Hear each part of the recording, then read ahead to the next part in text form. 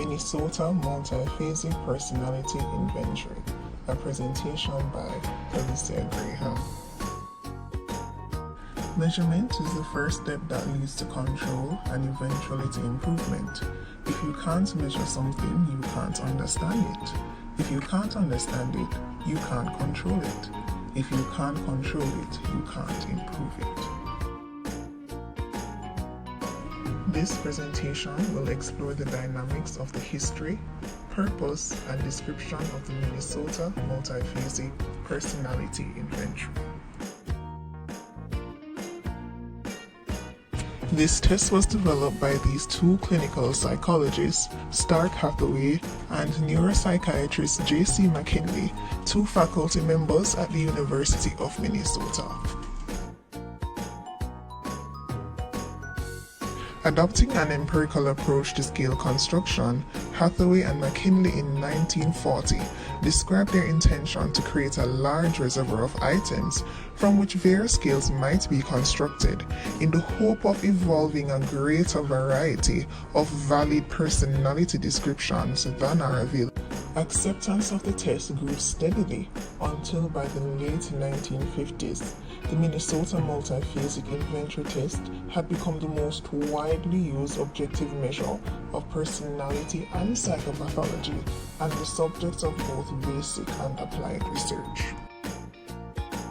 In addition to extensive use in clinics and hospitals, the test was being administered to patients in general medical settings, to inmates in correctional facilities, to military personnel, and to candidates for positions involving high stress and responsibility for public safety.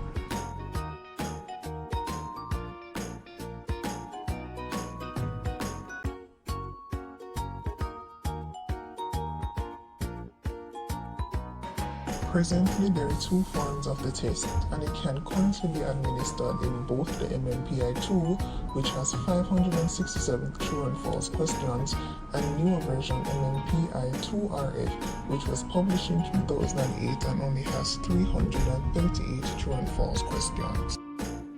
While the MMPI-2RF is a newer version and it takes about half the time to complete, it can be argued that the MMPI-2 is still the more widely used test because of its large research base and familiarity among psychologists.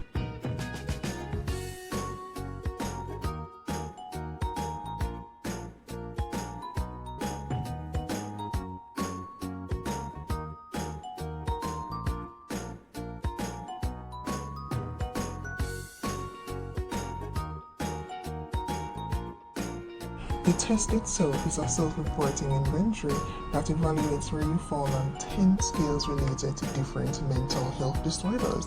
The test also uses validative scales to help test administrators understand how you feel about taking the test and whether you've answered the questions correctly. Standardized answer sheets can be hand-scored with templates that fit over the answer sheets, but most tests are computer-scored. Computer scoring programs for the current version are licensed by the University of Minnesota Press.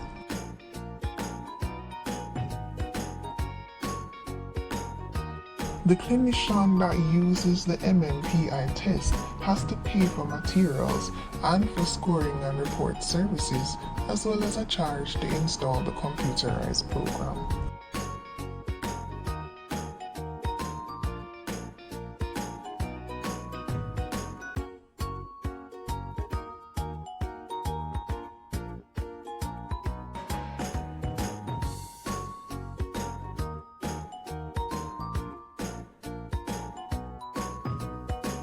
Contemporary uses include evaluating clients who are being admitted to a psychiatric facility, understanding problems and possible treatment resistance of clients entering psychotherapy, providing personality information for therapists to employ in giving feedback in psychotherapy.